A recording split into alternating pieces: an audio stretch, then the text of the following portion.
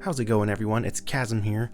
I wanted to make a video that paves the way for a lot of discussion between you, your fellow viewers, and myself. So today we're going to discuss who the greatest characters of the Kingdom Hearts series are as of the release of Kingdom Hearts 3 Remind DLC. So with that said, there will be some Remind spoilers in this video. So if you're trying to avoid that, come on back when you're ready. First thing I want to say is that this is not meant to be a ranking of my favorite characters. That list would definitely have at least a few tweaks from what you're going to see here, and perhaps it can be the topic of a future video. For now, what I'm trying to do is deliver my thoughts on these characters from a standpoint that is as objective as I can be, but of course I'm only human, so mistakes are possible. Generally speaking, I'm going to be ranking these characters based on how interesting and genuine their actions and dialogue feel, as well as the quality of contribution they serve to the story. We're going to be looking at 13 characters in this video. Why don't you try making a few predictions of who you expect to make it on the list, and maybe how high they'll land. At the end of the video, I'd love for you to let me know what you agree with, disagree with, and everything in between by leaving a comment down below. With that, I think we're ready to get started. Kicking it off at number 13 is going to be Ansem the Wise. He's such a vital asset to the lore of the series, but without really taking any of the spotlight, so he feels like a good place to start. Mickey explaining to Sora, Donald, and Goofy in KH2 that the portrait of Terra Xehanort is not Ansem the Wise, but rather someone who stole his identity, was one of the earliest looks into just how cunning of a story Kingdom Hearts would be. The secret Ansem reports that you collect in KH2 explain that KH1 Ansem reports were actually written by Ansem the Seeker of Darkness. Then they give you a deep look into what Ansem has been up to since he was banished to the Realm of Darkness, and that point of view is just wonderful. His character was truly introduced to us while incognito as Diz, which stands for Darkness in Zero, because it's become his mission to atone for what his research has caused. The whole companionship between him, Riku, and Mickey that takes place within Chain of Memories, KH2, and Days is pretty cool. What's most interesting is that it would be accurate to say that Ansem the Wise is the reason Heartless became a problem in the first place, and yet it wasn't technically his fault. Terranort took Ansem's curiosities and turned them into an epidemic. So Ansem's life work is what gave KH1 its plot, but Ansem himself remained sort of absolved from the blame. Hopefully that makes sense. Moving on, number 12 is Luxord. How could he not make it on this list when Nomura himself said on record way back when that Luxord was his favorite organization member from KH2? Ever since finishing KH3, I've been wondering how in the world he could have chosen Luxord over Xigbar after that absolute whammy he gave us. We've always known that Xigbar was up to something, but until Remind, the only thing pointing to Luxord having a secret was the Keyblade Legacy scene with Xemnas, as well as the wild card he'd give Sora in the base game of KH3. Something that's absolutely brilliant is that Luxord takes the spotlight at the very beginning and the very end of Remind DLC. The interrogation that Luxord enacts against Xigbar is just mouth-watering. He totally gets Xigbar on the ropes and makes it clear that he would have to be an idiot to not deduce that Xigbar had some kind of secret. But in the end, he's kinda like, I don't really care because I'm sure your secret mission doesn't relate to mine.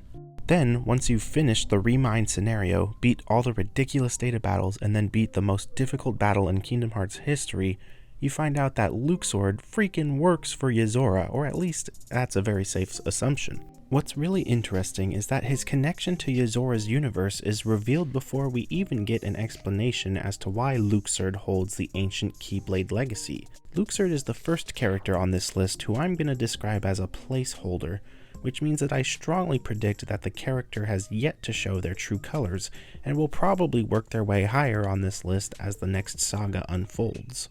To wrap up this entry, I just want to show a couple of Luxord's lines that probably hold more significance than we ever knew. The fun is in not knowing, isn't it? What is the point of betting on something if you already know the outcome? Yes, that's what I've always done. I followed the orders from above, without question. I truly hope he's enjoying himself on his adventure. Maybe he'd like a hand to determine his fate. This next entry kinda goes in hand with Luxord. Number 11 is Yozora. I know we only just got to know him, but that's just it. No character has ever taken the KH community by storm so quickly like Yozora has. The secret episode of Remind is just such a gigantic game changer, and Yozora is the star of it.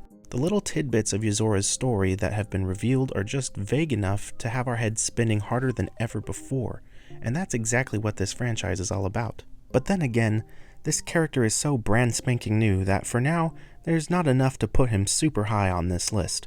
With that being said, Yuzora is another placeholder entry who I have every bit of confidence will rank higher on this list come future installments in the series. Alright, next up is a tricky one that I think the community has conflicting views on. I'm giving the number 10 spot to Sora. Now, I imagine that some people will be like, what? He's the main character, he needs to be higher, while others might think, Sora's just a boring happy-go-lucky pro-tag who shouldn't even be on this list, but I think giving him a spot towards the beginning is fair.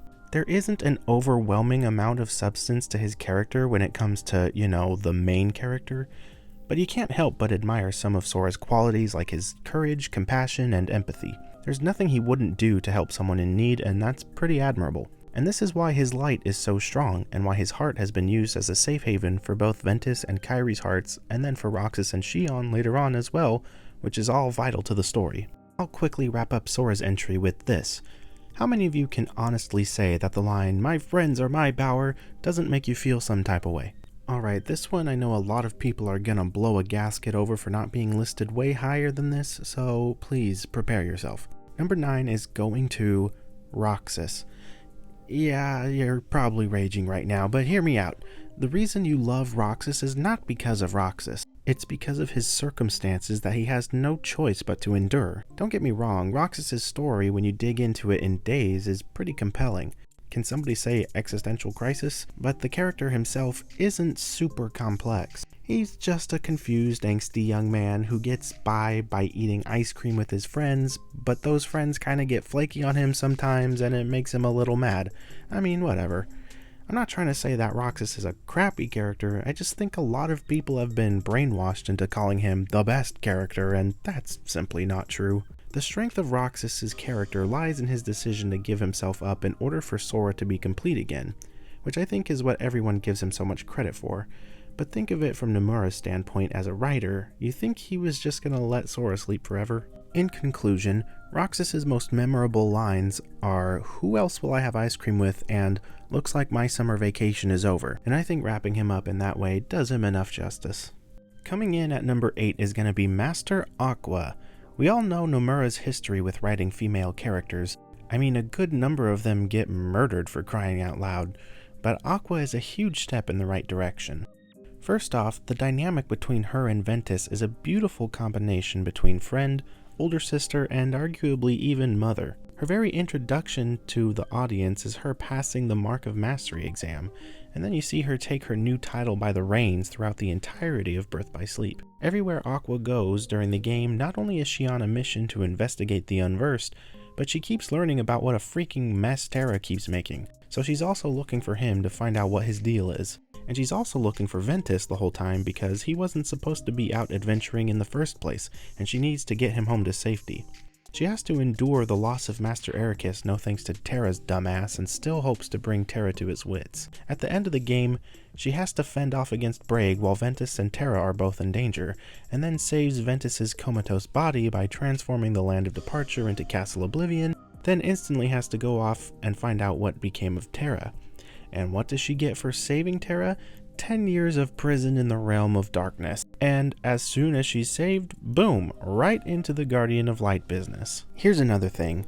There's a lot of romance that's implied throughout the series. Obviously, Sora and Kairi are gonna be lovers someday, and you gotta admit it's being implied that Riku will end up with Naminé, and maybe Roxas will be with Xion.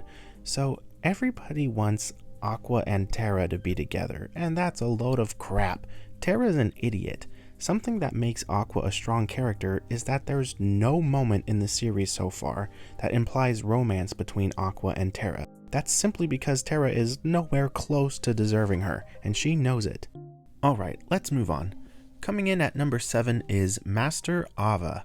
You'll have to forgive me because in a lot of ways this entry is based on speculation rather than fact, but here goes. The main concern of Kingdom Hearts back cover is a supposed traitor among the five foretellers, but if you really think about it, is the word traitor really all that accurate? If you ask me, it's a fabrication. Here's what I mean. Yes, there is a traitor, and that person is Ava, but only because the Master deems it necessary. Ava's role from the Master was to make a secret union, which to the other four was something that's against the rules. This is only the first out of two elements that make her the traitor. Here's where I really start to speculate. So in theory, Lu Xu tells Ava in Union Cross that she is in fact the traitor, but because of the fact that she never had the intention of being a traitor, the notion is just mind-boggling to her. It's at this point that she connects the dots and realizes that her role is larger than what she was told.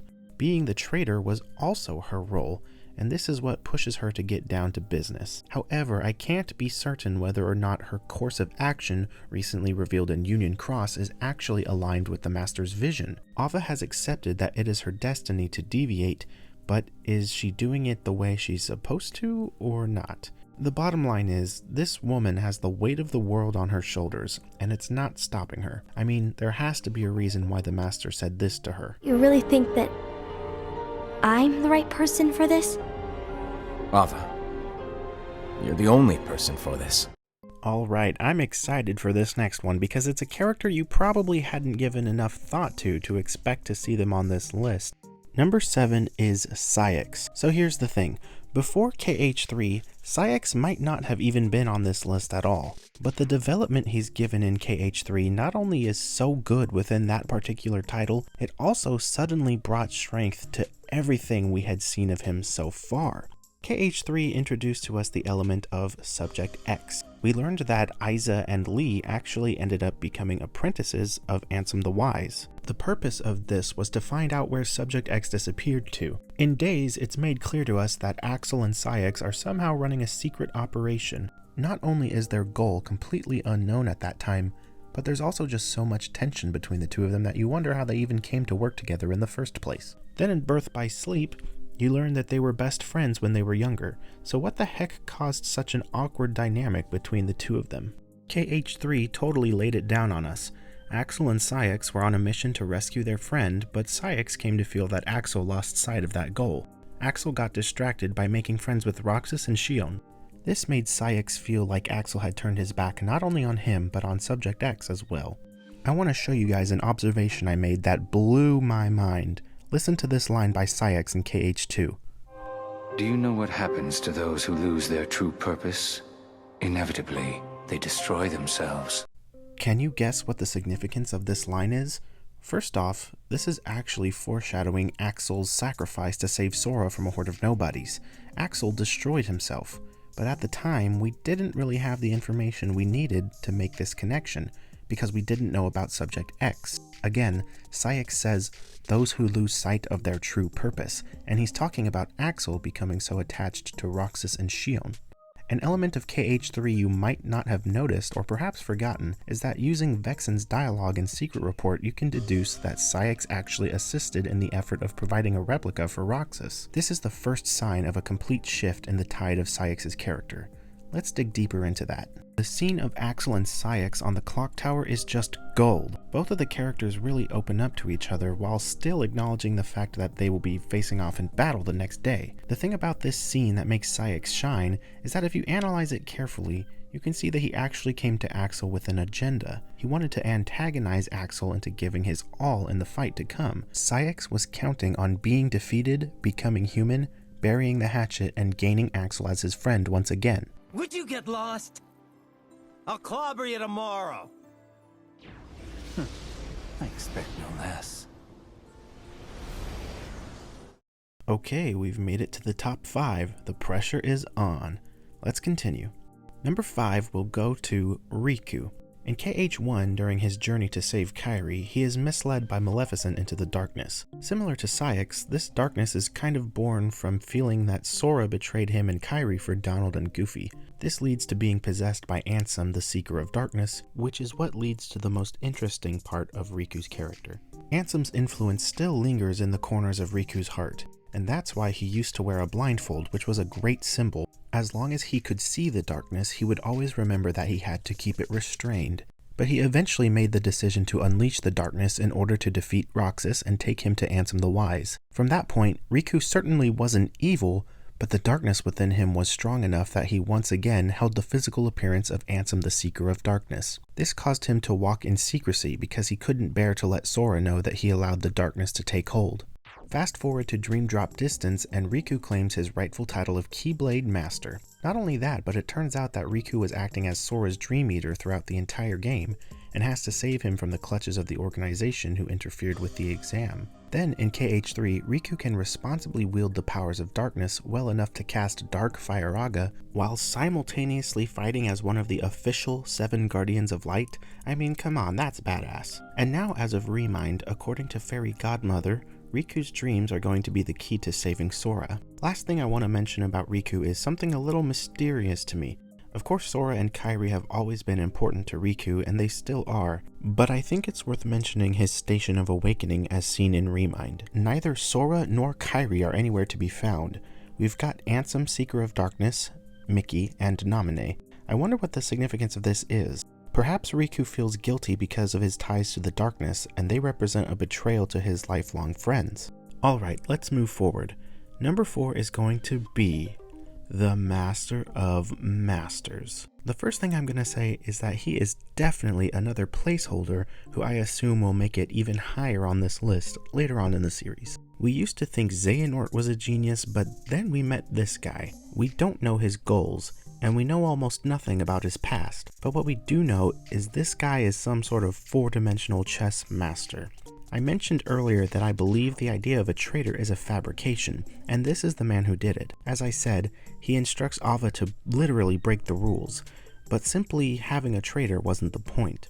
The purpose was to raise tension between the foretellers in order for them to enact the Keyblade War. That is the whole point of giving anybody roles at all.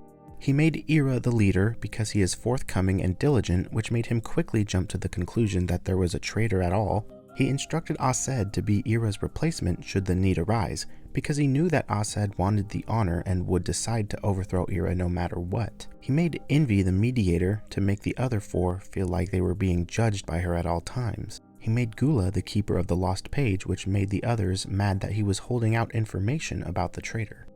It's obvious that the Master planted the seed in order for the future to unfold exactly how it needed to, or maybe how he needed it to. We don't know what it is he's after. We don't even know if he's a force of good or evil. We just know he's a freaking mastermind. This character is the foundation of this story in its entirety, and for that, we thank him. We are down to the wire here. Make your final guesses for the top 3. Ready? Okay. Number 3 is... Haven't heard that name in a long while. Xigbar/Luxu.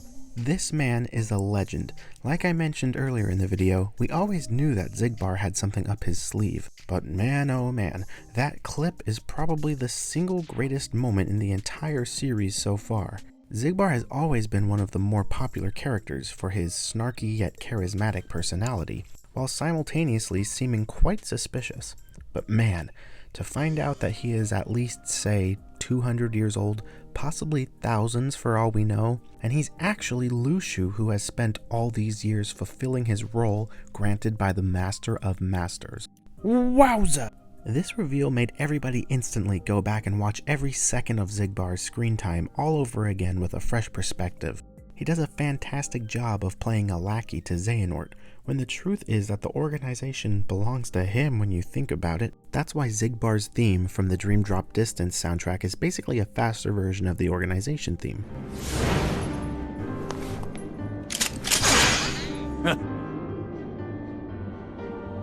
You're part of this? Hey, let's hit these plot points in order, Sora. Also, get a load of this. When Luxu says the final line of back cover, "May my heart be my guiding key," the credits start rolling with the organization theme playing. Thanks to Xigbar, we get to see the foretellers minus Ava assemble in the present time of KH3. Doesn't that just get you going? Then there's the whole mystery with Subject X. Whoever she is, where did he take her, and why exactly? Luxu is a man of absolute devotion and willpower. Can you imagine just hanging out who knows where, just existing for ages, nobody knowing who you really are, waiting and waiting for your time to shine? At number 3, Lucio is high on this list, but I'm telling you now that very soon, I believe he will actually surpass the other two yet to be discussed. Time will tell. With that, let's go on to number 2. I have waited patiently, but together, we shall unlock the Keyblade War's secrets. That's right, number 2 is Master Xehanort. Now, you may remember that earlier I called the Master of Masters the superior out of these two geniuses, but we know a lot more about Xehanort that we can discuss. To be honest, Xehanort wouldn't have been nearly as high on this list until KH3, and here's why. If you haven't already heard this philosophy, I'm happy to tell you now. A villain can only be a well-written character if they genuinely do not believe themselves to be a villain. In other words, there's nothing interesting about someone who is evil just to be evil. Until KH3, all we knew is that Xehanort was seeking the fabled Keyblade, and the only assumption to be made back then was that he simply wanted it in order to be the most powerful person ever, or something like that, which would have been pretty bland if that were the case. But the ending of KH3 showed us that Xehanort is much different from what he had always wanted people to believe. He spent the entire Dark Seeker saga behind a mask. You might be wondering what exactly I mean by that. Well, here's the thing. All this time, Xehanort had us thinking that he believed that darkness was not evil. He claimed that light and darkness should exist in balance, and so he created the organization because the light of the world was too strong. But we find out in KH3, and even more so in Remind, that he actually believed that darkness had plagued the world, and his true goal all along was to use the power of the first light, Kingdom Hearts, to reset the universe and create a new world in which he would lead, and as leader, would avoid the fostering of darkness inside people's hearts. In order to do this, he needed to forge the Keyblade. In order to do that, he needed to arrange for 13 clashes between the forces of light and darkness. And in order to do that, Xehanort allowed himself to abandon all morality. He knew that this world would be gone forever once he reached his goal, so he was willing to do whatever it takes in order to orchestrate the Keyblade War. So for this reason, he was disingenuously preaching the gospel of darkness. This duality is what makes Xehanort a great villain. Now, as a matter of fact, I had a hard time deciding whether Xehanort would be number 1 or number 2, but I have obviously settled on number 2, and here is my justification for it. Now that there is only one character left, I'm sure that 99% of you have guessed who it is. You're thinking, there is only one character that hasn't been listed so far who could possibly be given the number 1 spot, and that character is... Are you kidding? Do you know how popular I am? I got loads of people rooting for me. Sorry, boss. No one axes Axel. Got it memorized? Axel takes the cake on this ranking. I mean, come on, it's safe to say that like 90% of fans would put Axel in their top 3 of favorites, right? And for good dang reason. The wonderful thing about Axel is he's not afraid to hold back. If he's feeling something, he expresses it outright. And because of that, we really get to know this character inside and out. Almost every nobody has a physical trait that isn't present in their human form. Axel's trait is purple tear-shaped marks under both of his eyes. The story behind this is that Axel is very emotional, and the marks are supposed to be a reminder to suck it up and avoid crying. I don't think we've ever actually seen Axel feel compelled to cry during his time as a nobody, so I think the marks are more representative of who he is as a human. In the early stages of the series, we were led to believe that nobodies can't have emotions because they don't have hearts. But now we know that nobodies are sort of capable of growing a new heart over time, and because of this, they can in fact have emotions. Axel's character was actually used to hint at this. Take a look at this clip from Days. Please don't hold back, Axel. Promise.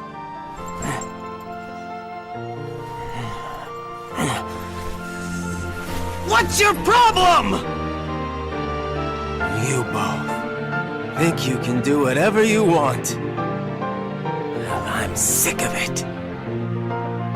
Go on, you just keep running. But I'll always be there to bring you back! This was probably the most raw expression of emotion we have ever seen in Kingdom Hearts, and this was when he was still a nobody.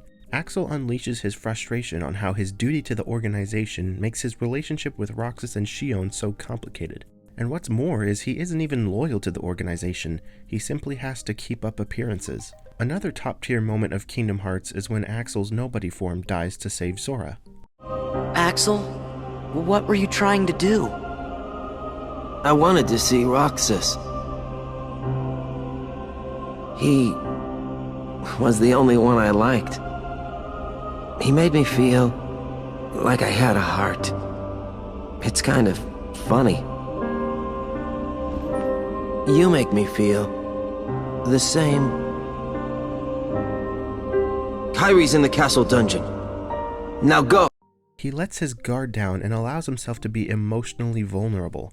Keep in mind, Axel had no clue that he would be returning to life as a human. He openly admits to Sora that because he misses Roxas so much, Axel was willing to give his life up for the person who was simply a symbol of Roxas. Again, that is quite a statement for someone we're supposed to believe doesn't feel anything. I talked a lot about the relationship between Axel and Saïx earlier.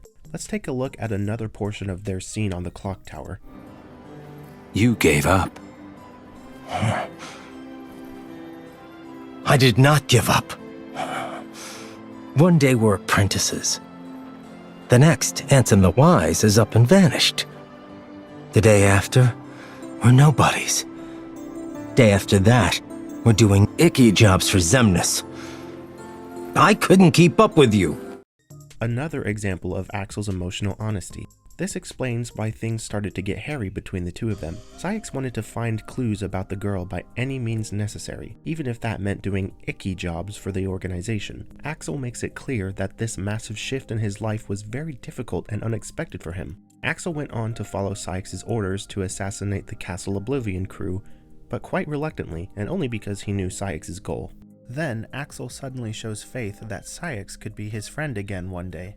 You wish. I'm getting her back. All of them. Especially Roxas. I'm even dragging you home.